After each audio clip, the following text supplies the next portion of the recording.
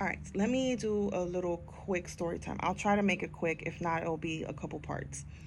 Um, so before I became a spiritual person, I grew up not religious at all. We hardly ever went to church. We went to church, I think, on Mother's Day and Easter. It wasn't until I was about 17, going on 18, that my parents found a church um, through my cousin that he was going to at the time. And my father wanted to go to church. I don't know if he wanted to go to church. I feel like the death of um, my grandfather passed away from cancer around this time. And I just think that they were looking for answers, and they were looking. I'm not sure. And I say I'm not sure because I was not home.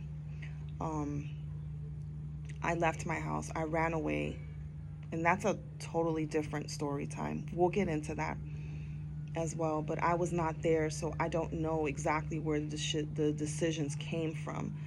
I know that eventually they came to get me. I came back home against my will. I did not want to be there. My parents were not, they did the best they could with what they knew, but they were not the best of parents. Let's just put it that way. I'll save that for another story time. So, um, my cousin and some church members started to come over to the house, and we started doing Bible studies, and then we started going to church, and I came to know who Jesus was and everything about religion at the age of 17 going on 18. Okay? So I was new to everything, and I was studying. I took the Bible and I started to dissect it, and I started to look into it. I wanted to know everything because that's just who I am. I love to read, I love to understand things, I love to research things, and that's what I did. I did the same thing I do with everything else. I did it with religion. I did it with the Bible and everything else. So I started going to youth group against my will because I didn't want to go to youth group. I just wanted to attend the adult service, and that was it. I was tired. I'm a person that has always been tired of that whole high school vibe. I don't know if you guys can understand that. That whole high school vibe of, well, you belong to this group and this and that. And I I don't believe in that. I I really just, it's not my vibe. Okay, let's just put it that way. But anyways, what I'm saying is that throughout my experience in Christianity, in religion, I saw exorcisms, I saw demons, um, I saw spirits, I saw certain things, even, at my grandmother's house, I saw certain spirits and things like that. I'm saying this to say that even with all the experience that I've had with religion and how I grew up and what I've seen in my lifetime, I never really knew about monitoring spirits. I knew about spiritual attacks, obviously. I knew about that, and I knew that, you had certain, oh my God, there's a hawk that just flew down. I knew about spiritual attacks and stuff like that, but monitoring spirits is something that is new to me. So it became new to me this year. And I always knew that there's like, certain people that don't wish you well, but I didn't really know that it was like a spiritual thing, right? That people are trying to figure out what it is you're doing, what's your next move or whatever, so they can sabotage it.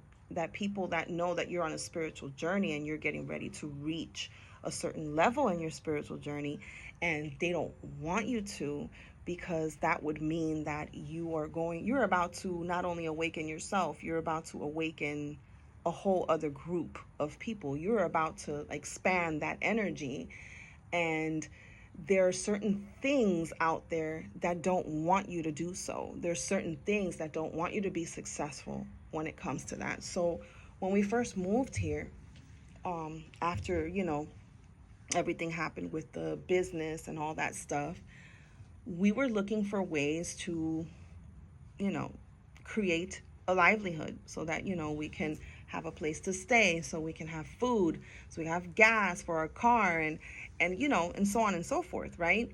So we had started a YouTube channel. I started a YouTube channel for the family because, we love the theme parks, Disney, Universal, and stuff like that. And I was like, okay, we can do stuff as a family, make memories, and these will be like our, memories for our family.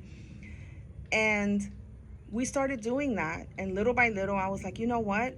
If we start live streaming, from these places, we weren't going into the parks. We didn't have passes, but you can go to the resorts and, walk around, show the food, show the stuff.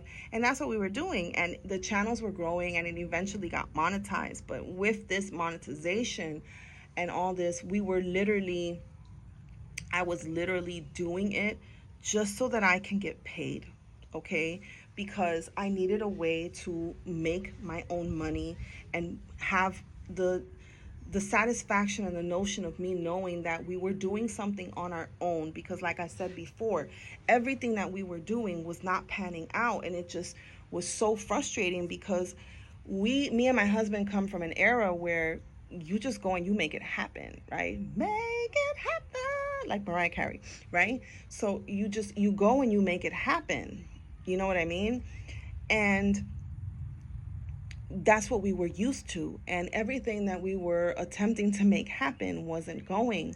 So I was just looking and gripping for whatever could be, and this was it. This was the easiest way, and this was, and it started off as very innocently. You run into a group of people online and they're supporting you and this and that and all this stuff. And it ended up being that these were monitoring spirits. And every time that they, oh my goodness, look at the hawk. I hope you guys saw that. Yeah. What happened to us with that community on YouTube, okay, it's known as the theme park community. What happened to us was the very fact that we were told, hey, we kept being followed by hawks, we kept being followed by eagles, and we were being told, hey, you need to look at this from a different point of view because what you're thinking, this is not it. And we kept getting warned. And it wasn't until we started realizing that there was people following us. There was people actually like following us. There was people commenting on my daughters. There was people who, even in the live streams, instead of keeping it upbeat, you're at a theme park, you're at a theme park area. We weren't in the theme park, but we're in a theme park area. People would just come in and just share nothing but calamity, drama, chaos. And exactly. And it got to the point where 2 times that I was live streaming, I started to get this cough where I felt like I was choking. And that's what made me start to look into something else. Like, okay, something is not right here. The energy is not right here. And every time that I would go to sleep, I would tell my husband, I just keep seeing eyes staring at us. I just keep seeing eyes, right? Like we're being watched. And we were being watched, not only on property when we were there, but off property. There was one time we were parked somewhere and we were doing groceries, and someone came, parked next to us, threw a cup of pee at us, okay, and left. And then I later found out that that's like a ritual. So we've had to go ahead and cleanse our energy and do a bunch of things to keep ourselves on track. Needless to say, we decided to end that because it was something that we weren't doing wholeheartedly anyways.